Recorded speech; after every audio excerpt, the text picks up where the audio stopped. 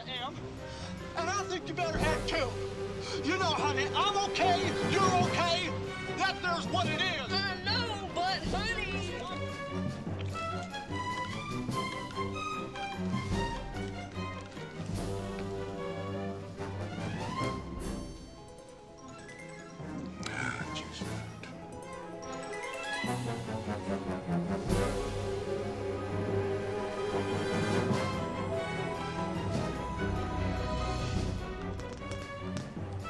Running him out. I hate this! I know you do!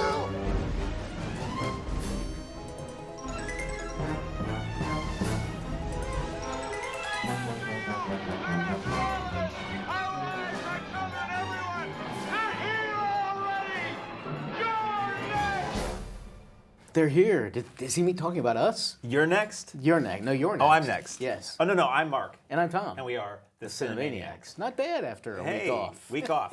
I've been off for more than a week. There we go. So, speaking of off, our switcher is ailing, so Yes. you will not be seeing the lower thirds, as we technically call them, tonight. So if you're curious as to what movie we're talking about, we will say the film title every sixth word. You should have been watching anyway. Yes. Shall we jump right into it? We have many. It's not going to be an amazing take a deep breath and go kind of episode, I don't think. It'll be a very one-sided We have like program. 12 of them. That's true too. Sorry about that. But maybe I'll make up for it at the end by babbling about things they don't care about. Okay. If I may. Shoot. So here's a little intimate film that's was rushed into production. They created this character, and bam, the next day they made a movie out of it. Who are you going to call when war is ravaging Europe in WW1 and big bad guys are messing with really nasty chemical warfare and it may just turn the tide? Well, my friend, you want somebody in her satin tights fighting for your rights. You want yourself Wonder Woman. Hello there. Give the demonstration of my new invention. So, been building up. DC is so far behind Marvel in all of these things, and they're certainly building up. For those of us who attended Wonder Woman, we got a sneak peek, for good or for bad, at the Justice League movie. So everything building up to that. So they've been introducing all these characters, and we first met Wonder Woman in the Superman Batman, right? Right. So, which for me was the best part of that film. Yeah, well, I agree. Like after that scene in the Batman Superman movie, I was like, can we have her movie tomorrow, soon? please? But we had to wait until last week. So what do you think? I really liked it. Okay, this is unusual for me, and I'm not a sourpuss or anything, but I don't go to a lot of movies with a lot of hope in my heart, you know? Most of them, frankly, look stupid. And I will say that the trailer for pretty much everything we saw before Wonder Woman, it just looked like flat, stupid garbage. Yeah. And I'm just like, oh Spider-Man. my God, this looks like stupid crap. Loved Wonder Woman TV show as a kid. Okay. And when they announced Gal Gadot as the new Wonder Woman, I didn't really know who she was, and I saw pictures, and I'm like, oh, she's no Linda Carter. And Super Friends as a kid, so I wasn't like a Wonder Woman fan, but I liked the character and I loved the old show. So I was hoping this wouldn't be yet another dark, brooding, I got parent issues DC movie. Tough to have parent issues with her parents. Well, yeah. So I went into this with hope. I'm like, ooh, the trailer looks good. And I had a really, really good time with this. It was really cool. We both attended the premiere at Keene Cinemas, and there's a little girl in the audience who was dressed as Wonder Woman, which was wonderful. And Chad does that. And Chad came out and he gave her a free poster, and apparently you get free popcorn if you dress up at that theater, which I think is fantastic. And it was a packed theater for opening night, which is funny because it's not always packed on opening night there, like on a Thursday. And I heard multiple people and/or women in the audience say they've been waiting 40 years for this movie. So Gal Gadot's fantastic as Wonder Woman. She's great. You get a superhero who smiles on occasion. And the character and type of character she is, the type of Wonder Woman this is, it made me very happy, especially where we are in this world of ours at present. It was somebody who is trying to end wars, trying to win a war with love, as the old theme song said. And she's tough as nails when she needs to be, but she's also like this wide-eyed innocent, which is refreshing. It reminded me a lot of the Christopher Reeve Superman, the original movie, where it's an outsider in our world, so to speak, who's just very pure of heart and full of wonder and confusion about how and why we do things, and where she's coming from. To jump in, I found that aspect a little tedious. I thought they played up her naivete a little bit too much. I didn't mind it too much. Okay. I could see where some people might take it as they're playing her as a dumb character, but I didn't get it that way. Okay. Chris, I was going to say Chris Pratt, but it's not. He's the other Chris in That's our right. lives. Although he was up for, Chris Pratt was up for Captain Kirk. Oh, really? Did you know that? Interesting. Go ahead. Chris Pine is in this as Major Steve Trevor, who you would know from the show or the old comics and things. And he is a World War I spy who has infiltrated the German army and knows about this evil plot to unleash this really nasty gas to try to turn the tide of the war right at the end of the war. And he is really funny and really cool as like the manly hero. And it's not like he's, come on, little lady, I'll show you what's what. Maybe he starts off that way, but he quickly realizes that he doesn't need to show her anything. Right. And it's nice how they're pretty much equals in this film. And he assembles this little band of brothers, if you will, to go in and do this Dirty Dozen kind of mission. I just had a blast with it. It reminded me a lot of the first Captain America, which I thoroughly enjoyed. Okay. One of my favorite Marvel movies. This doesn't have the curse of all the other DC movies of being way too grim and overblown and pompous and all that. I would say that, in my opinion, and this is not this movie specifically, but all superhero movies right now, it's too long. Yeah. It does not need to be Like over 2 hours and 15 minutes.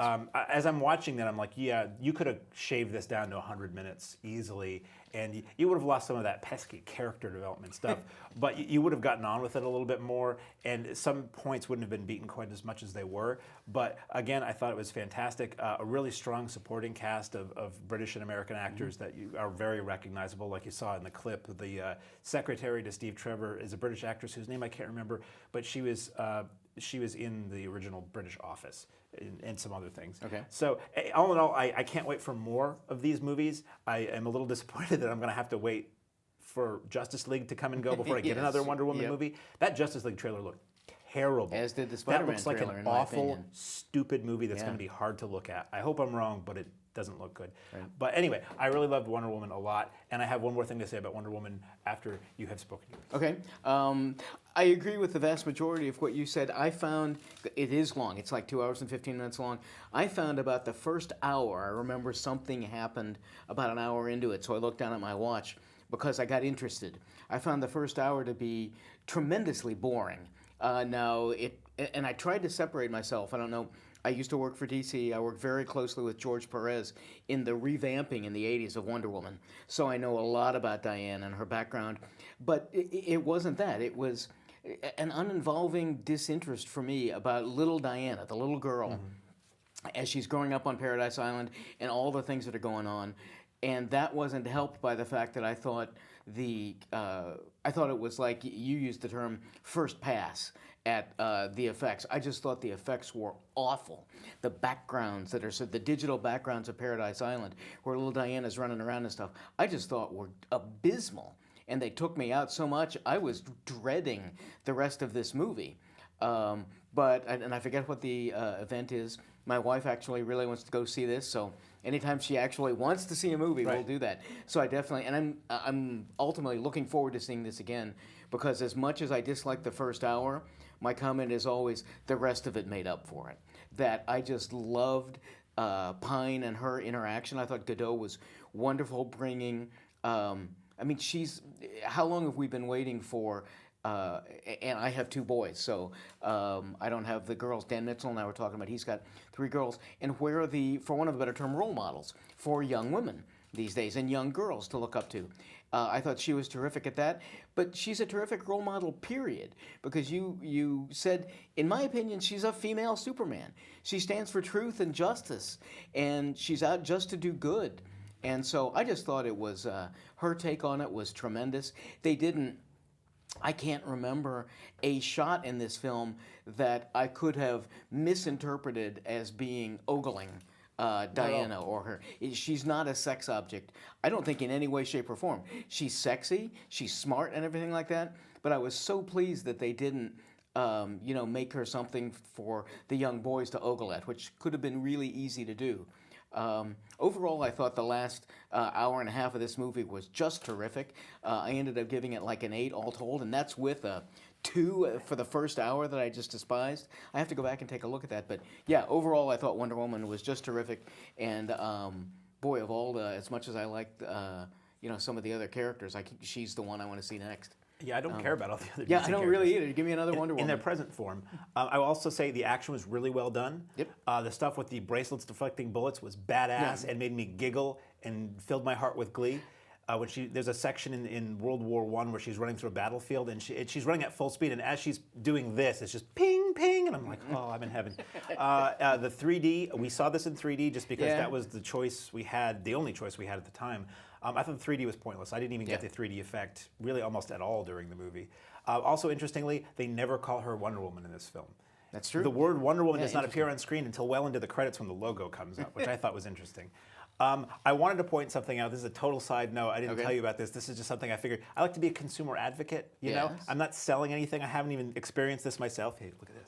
So, La La Land Records has just released an extremely limited edition CD of the original 70s Wonder Woman TV show soundtrack. Oh, okay. And it's like these things. It's like 4,000 That's a lot of copies or soundtrack 3,000 going copies. on there. It's 3 CDs, liner notes. It's the cues from the show, the various versions of the theme and everything. okay. It's a company that you can find online. They put out amazing work from the master tapes, and their stuff goes out of print quickly and becomes incredibly valuable. So if you're a fan of Wonder Woman or just a dirty stinking profiteer, you may want to check that out because it's probably not going to be around too long. And I love that music. Because you're buying them all. So because I have 7. No, I just bought that. I haven't even listened to it. I was going to listen to it today. Okay. Well, good. So that's Wonder Woman. In Well, case you haven't speaking heard of, but speaking of superheroes, Wonder Woman can't be there to do all of it. And so, in the event, in particular, if you've got trouble at your elementary school, you're going to need some help. Who are you going to turn to? Well, we got a couple of little kids who know exactly what to do when they brainwash their principal into believing that he is Captain Underpants.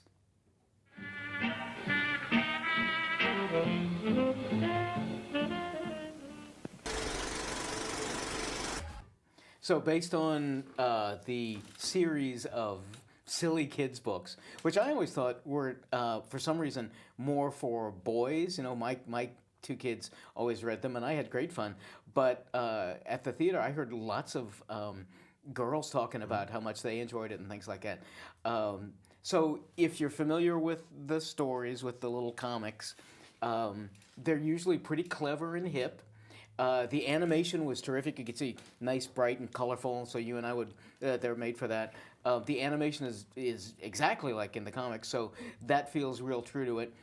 I was left with enjoying this quite a bit. Certainly for kids, this is a 7 or an 8. For adults, it's certainly enjoyable enough. It's often extremely clever, little turns of phrases and situations that the 2 kids get into, and how they trick their principal, voiced over by Ed Helms. Kevin Hart is one of the kids. So you have some fun with their voices, whether you recognize them or not. But I was left with wanting more of those clever moments. It's not like the rest of it was overly flat, but my real reaction was, boy, that was fun. I wish I'd had more of it going on. But in the long run, I think this was, I guess there's a little potty humor, not much. It looked like there's literal potty humor. Well, yeah, but they have giant toilets, walking around and talking and things like that, and that was one of their books, was the case of the talking toilets. And so you have little inside jokes and things like that, but perfectly acceptable for all members of the family. And I think I'm looking forward to the next Captain Underpants. I think this one was fun. Speaking of captains, Yes? thank you for that. We have Captain Jack Sparrow returning yet again to the larger-than-life screen with a all-new tale of high-sea buccaneerism. Buccaneer? What is a buccaneer? Buccaneer. So price for I have corn. $2 worth right here. Sorry. Anyway, let's just get on with it. It is Pirates of the Caribbean, Dead Men Tell No Tales.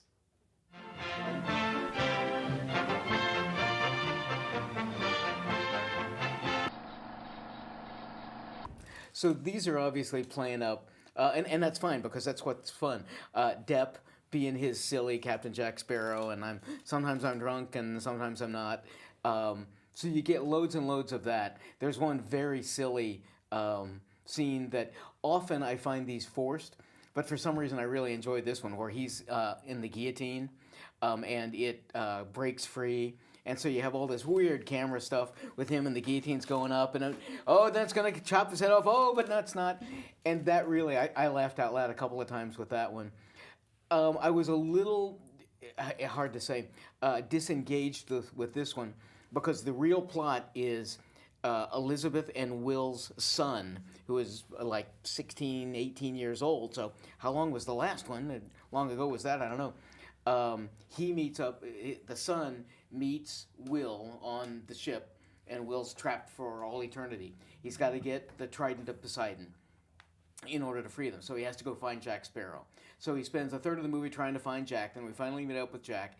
And the rest of it is Will and, I forget the character's name, but Will and Elizabeth's son, who's in love with this woman who was accused of being a witch for ages, but she wasn't, this young woman. And the two of them get together, and they're clearly a number.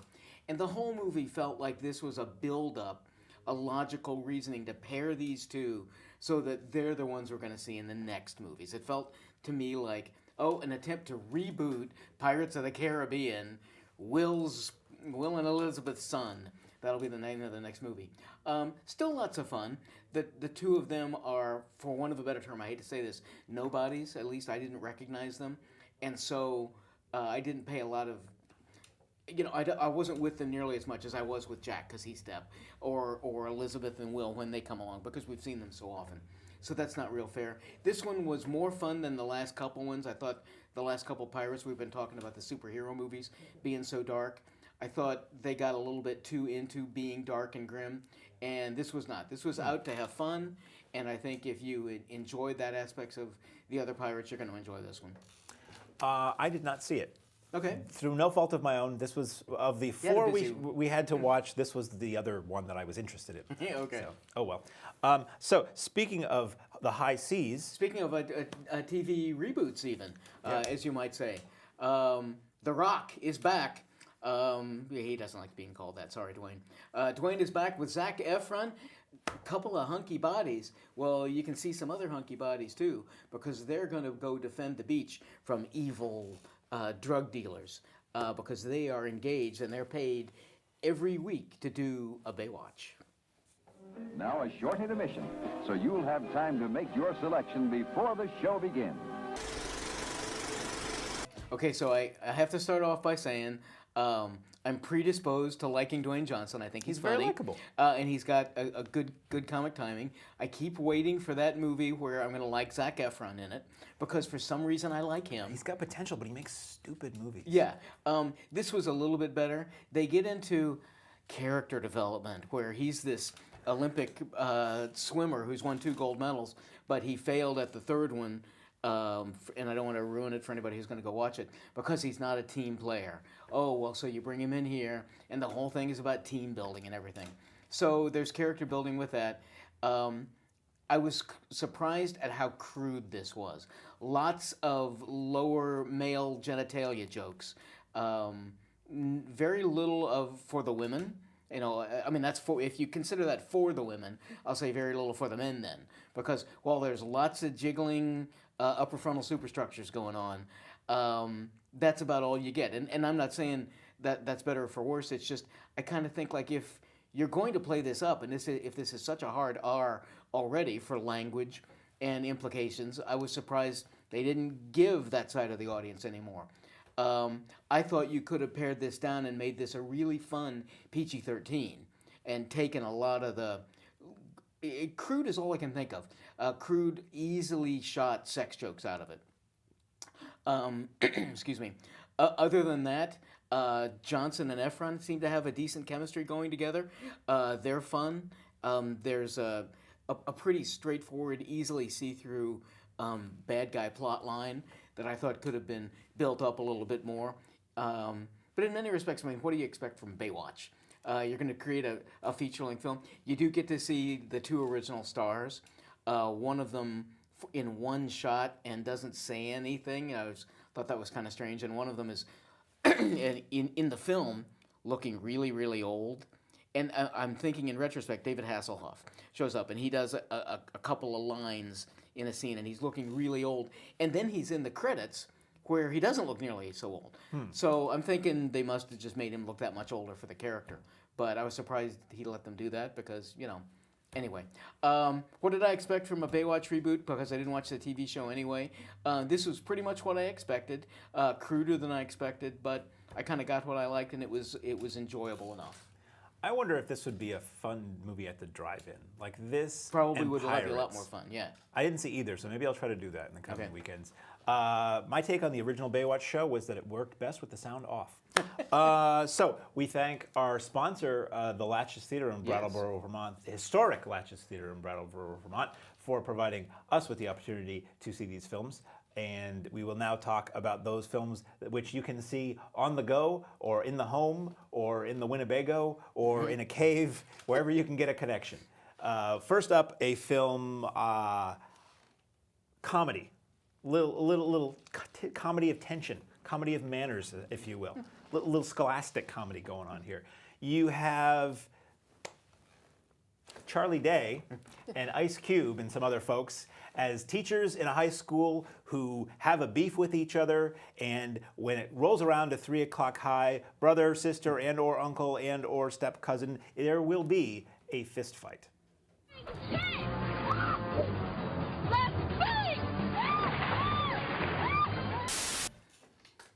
No. Looking good? No. I saw this in the theater. Yep. I did not subject myself to it again because life's too short, and I have yet to see the entire Jim Varney filmography. So this is basically a remake of 3 O'Clock High, Right. which is a great late 80s teen comedy, very stylish with Casey Siemaszko and Richard Tyson, and it's a hell of a lot of fun.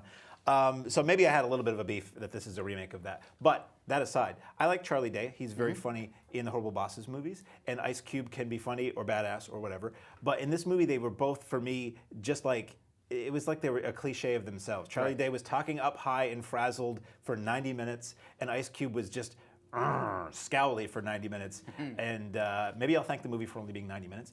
And it was one of those movies where everybody is just nasty to the one decent person in the film, and that kind of bugs me after a while. Right. And it was just so dour and sinister, and I'll let you talk about the moment that I thought was maybe the one time I smirked during this movie, but otherwise I just thought it was tiresome and so typical of modern comedy, where it's just so repulsive and unpleasant and ugly. Right, fair enough. I can agree with that. All of the supporting characters are exactly that. They're either talking about, it's a female teacher talking about trying to have sex with her students, or the gym teacher, Tracy Morgan. He seemed pretty talentless in this as well. I too like Charlie Day quite a bit, and he was annoying because there wasn't any real change, and not that I'm looking for character arc. We keep talking about that on this show. It just has to be funny, really. When it has to be somewhat motivated, and it came so easily at the end. You talk about Day and Ice Cube being characters of their movie, TV personas, and they were. I thought that was exactly that. There is one scene, and thank you for letting me discuss it, where the kids, and I think maybe the teachers also, were getting together and whispering about, and what I found funny was this happens all the time, about Ice Cube's background. Oh, before he came to teach here, I heard he was a secret Soviet spy or something like that. He's a concert pianist. And they play this out, and he's doing it. And I thought that was worth the price of admission, that he was really funny, and they really played that up. And I thought that was among my favorite little comedy bits for a long, long time. Was it worth seeing the rest of the film being as bad as it was? No, because there's enough there. It's a high school comedy. You've got two teachers going after each other. There's so much more they could have done. I thought Fist Fight went for the very easiest jokes, with the exception of one really superlative sequence. Speaking of pain. Yes, well, it can be difficult. A young girl finds herself dead, strangely enough, and having to relive over a period of 1 week the last day of her life. Now, if it were me and I were having to do that, I'd want to try to find out what was it that led up to my death. I'd constantly be reliving that before I fall. Paramedics and your family, Mr. Miller. I've fallen, and I can't get up. So initially, this looks like some not light, but some sort of like teen angst movie and lost love and all of that, which that's there. This was more interestingly dark, meaning serious, and well acted and performed. So I went into this expecting this to be one that I had to get through so I could talk about it somewhat intelligently with you and our audience.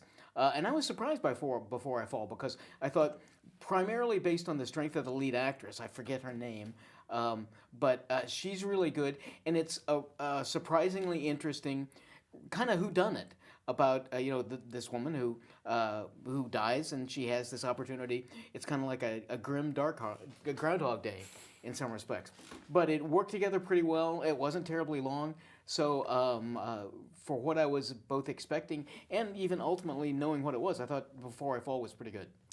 Speaking of falling, Yes. when you fall, ultimately, when that fall ends, Yes. you get the title of the film, which I'm next- about to okay. introduce to you, not to them, to you. Nicholas Hoult stars as a young man who is on the run in Europe from his nefariously criminal employers on the high-speed Autobahn, not just a techno-pop band in Le Big Lebowski, in Collide. He doesn't know? Well, what he doesn't know can't hurt him. So you know how we always used to say when we got discs from Video Headquarters, Channel Tier, Yes. that if you got a movie and you saw this big name cast, but strangely you had never heard of the movie, Right. usually meant the movie wasn't very good. Now that's a pretty sizable cast in this film. Yep. I did not see it. I ask you, does it hold true to that rule? For the most part, I would probably say so. The action is really good, but there's loads and loads and loads of car chase scenes, as you saw there. This guy, I was not familiar with the lead actor. He's been in a few things. He was in. He looked familiar, Warm but Bodies I and other didn't things. recognize the name. Certainly Ben Kingsley and Anthony Hopkins. They're the two bad guys.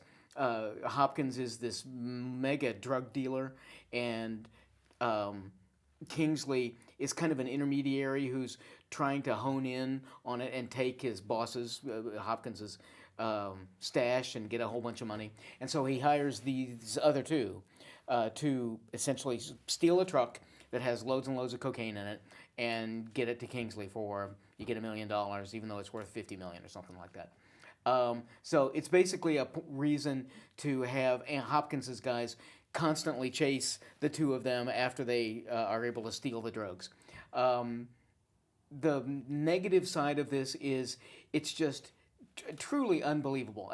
Once or twice I can deal with, he gets away and then they find him again. I can deal with that. But it's like 6 times. He gets away and he's driving away really fast and he hides someplace and they find him. It's just hard to believe. On the positive side, the car chases and the crashes and everything are spectacular. They don't seem like they're sped up. You know, you've always seen the ones they'll drive at 50 miles an hour and then they double the rate so it looks like 100. This really looks like they're going really fast. Looks dangerous. You got the lead actor on hoods of cars doing stuff. So I'm sitting there wondering, and we're involved in the movie industry and we know how most things are done. I'm sitting there wondering, how did they do that? The crashes and the effects are not CG, so it was definitely worth it for that. Once we got to Kingsley and Hopkins, they were really scenery chewing in the best Shatner-esque style. So overall, this was kind of give and take. If it looks like fun, I think you're going to get exactly what you want. It was certainly interesting for car chases and stuff. Not the best. All right. Speaking of the best, it's been a while. Tell me about the next film, sir. What are we talking about? I didn't know because the next film is about Sam Worthington. I believe it's Sam Worthington. Yeah. Yes. Has family issues. We're over here. It has been a while, hasn't it? Has some family issues. He loses his wife. He's just going through a really rough time and doesn't know quite how to deal with it until he gets this personal invitation from God. God wants to have a little chat, but I guess God doesn't appear in bathrooms anymore or in cars and things like that. You have to meet him at the shack.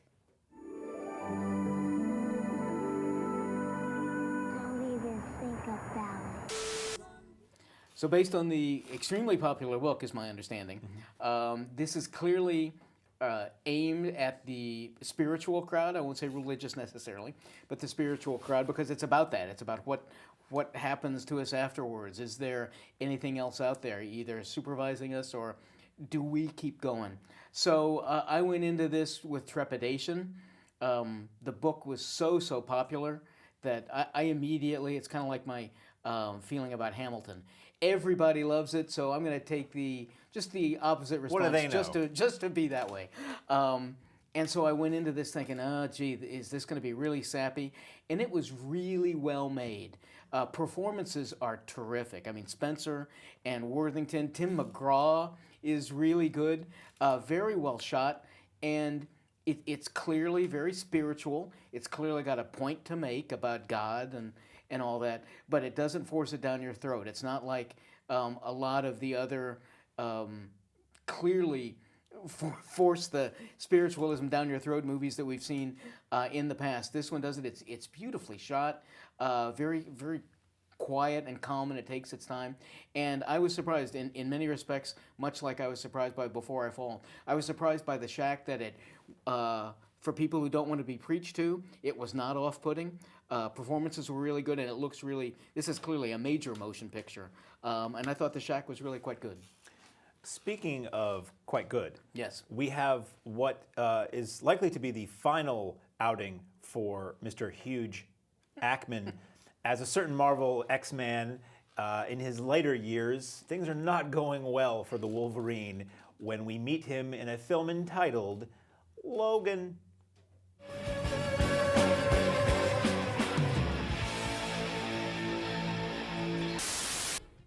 So you could describe this the way I described Skyfall, is that for the Bond film, this is like a real movie. You know, it's not just a superhero movie. Okay. I thought there's a lot of drama and character and angst going on amongst the snickety-snick and the people who can shoot things out of their eyeballs and stuff. At least it felt like that for me, more so than some of the previous X-Men movies. Okay. This takes place, I'm not 100% where this takes place in the world. It takes place years after everything else, where the mutants are back in hiding and people are hunting them down, and they're trying to keep a low profile, and Logan is basically taking, he's a limo driver, basically. And Professor X is holed up in the desert, and he's got some serious health problems. And it's a pretty dreary movie for the most part. And then this little girl comes into their lives who's got basically the Wolverine powers, and people are after her, so it becomes a nuns on the run, only instead of nuns, it's people who have knives that come out of their hands. I really liked it a lot. It's really heavy. It plays almost like a Western, a noir-y kind of Western. In fact, some theaters actually recently have shown this in black and white, much like the Mad Max Fury Road black and chrome edition, so to try to up the whole noir feeling of it. So it's very, very violent. Yes. I was not happy to see people bringing kids to this in the theater. It's not a movie for kids unless you're cool with your kids seeing people just getting skewered in really graphic ways. Some people are. And Hugh Jackman, I thought, was really fantastic in this. Patrick Stewart is very good in this and rather heartbreaking in this. If you have ever dealt with an aged loved one, that'll ring some bells.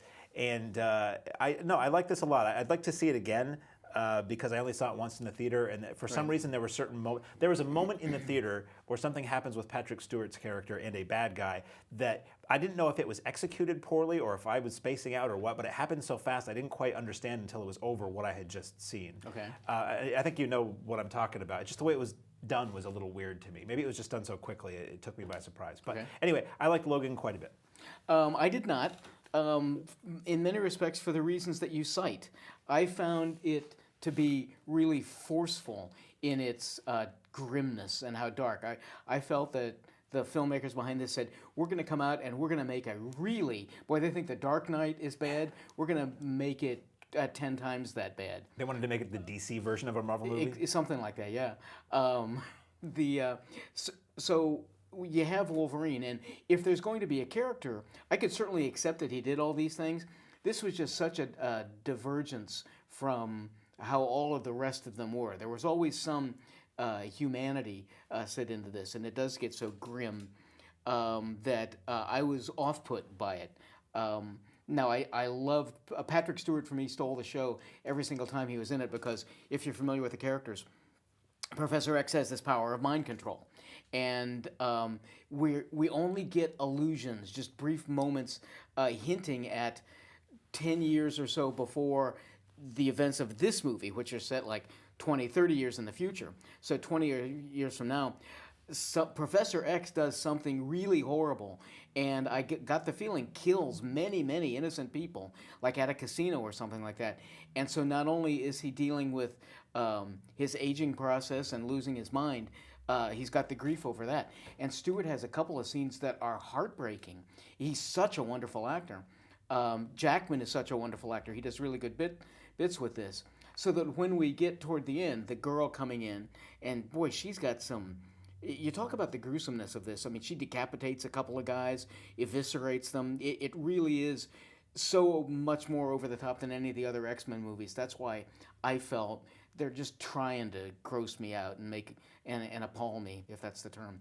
But so then, once we find her and learn her backstory, we find a lot of other mutants going on. It becomes a save the family kind of a thing, and it takes such a different turn that I didn't feel this film came together the way I wanted. Most of the people I talked to, most of the audience is just loving it. They're liking exactly those elements that you did and that I found over the top. So I was not crazy about Logan, although parts of it I thought were really, really fine. Speaking of grim and gruesome and frightening. Yes. There's not a lot of evisceration or anything going on, although I think we do have some head openings, strangely enough, not to give anything away. But we have... smart with it, African-American man, and his lovely Caucasian girlfriend. They're going to go off and meet her family. Going to go out into the suburbs and meet mom and dad in a nice little quaint community. Although the community isn't all that quaint, strangely enough. He better be careful, because as one of the residents suggests, it's in his best interests if he hurries up and he tries to get out. Nice. What about the kitchen? Wow. So I thought this was really good. Yes. This is, going in, I knew that this was inspired by Stepford Wives and Rosemary's Baby, and I'm like, oh, this is just going to be a retread, but in a different, it's going to be a remake, basically. Yeah. But it has elements of that, but it's not that. And where it ultimately goes is not what those movies were. So we don't have much time. So I thought it was really good. It was really creepy. It was very smart. It's a satire of the world that has been and the world that is. I think it's well worth seeing. Lead actor is terrific. He's in my favorite Black Mirror episode, 50 Million Merits. And we're certainly along with him. Performances all were terrific, and it is as creepy as it can get. So yeah, this surprised me a lot too. Highly recommend Get Out. And I highly recommend you get out and go to the movies. We're going to get out right now because we're almost out of time. I'm Mark. I'm Tom. And we are the Cinemaniacs.